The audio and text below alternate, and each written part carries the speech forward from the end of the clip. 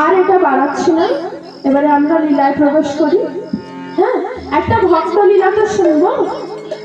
আমরা সবাই ভক্ত হতে এসেছি, ভক্ত হতে পেরেছি কতজন? ভক্ত হতে তো সবাই এসেছি, হ্যাঁ, ভক্ত হতে পেরেছি কজন? তাহলে ভক্ত যারা হয়েছে তাদের কথা শুনলে যদি আমাদের মনে একটু চৈতন্য জাগে, সেই আশায় আজ হরিবাসরে আসা। হ্যাঁ, তা চলুন আমরা এবারে একটি ভক্ত লীলা শুনব। আজ আমরা যে লীলাটি শুনবো মা, আমরা তো সবাই জানি যে ধনী আর দরিদ্র, তাই তো? ধনী আর দরিদ্র বলছে, দরিদ্র মানুষেরা বেশি হরিবাসরে আসে, তাই তো? আর ধনী ব্যক্তিরা আসে না, ওরা টাকার পেছনে ছোটে।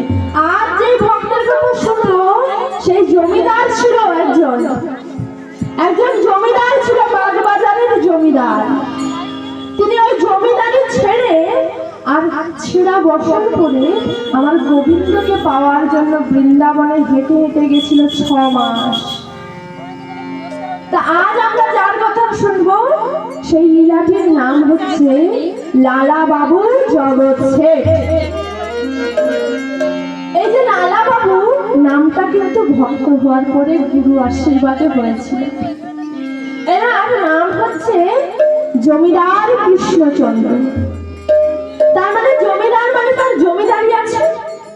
একদিন কি হয়েছে, তিনি জমিদারি করছে, ওই খাতার হিসাবপত্র লিখছে।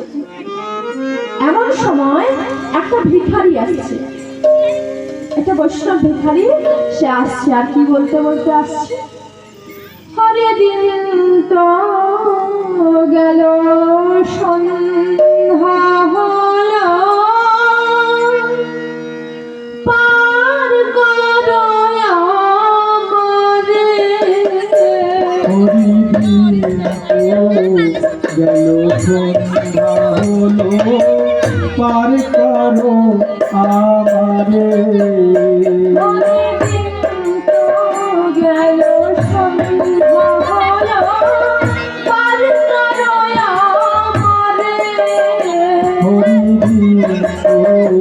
গেল সন্ধ্যা হলো, পার করো আমারে। তুমি পারের কথা শুনে বার্তাটাই নাকি তোমারে।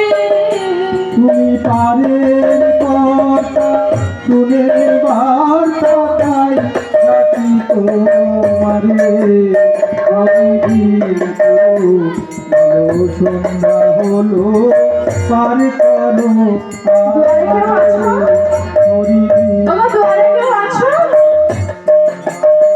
আমার কিছু ভিক্ষা দাও, আমার কিছু ভিক্ষা দাও, দুয়ারে যদি কেউ থেকে থাকো। তা ভিখারি এসে ডাকছে এমন ভাবে, আর জমিদারি যে জমিদার কৃষ্ণচন্দ্র, সে বাড়ির মধ্যে হিসাব করছিল। হ্যাঁ, এবারে তিনি কি করেছেন, তিনি বেরিয়ে এসেছেন, এসে বলছে, ভিখারি ভিখারি এসেছে তো, তোমার কি লাগবে বলো, তোমার কি চাই? ভিখারিকে কেউ এরকম করে বললে ভিখারি কি বলবে? কিন্তু শুনেছিল বৈষ্ণব ভিখারি।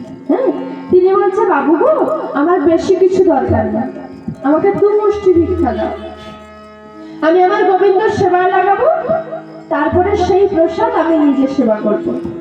হ্যাঁ, তা জমিদার এই কথায় খুশি হয়ে বাড়ির মধ্যে থেকে একটা টাকার পুতুলি নিয়ে এসেছে। এনে বলছে, এই ভিখারি, এই নাও, তুমি এটা রাখো, জানো এটা অনেক টাকা আছে, তোমার অনেক দিন হয়ে যাবে। হ্যাঁ, তুমি চাইলে এটা নিয়ে অনেক ধনী ব্যক্তিও হতে পারো। তা এই কথা বলে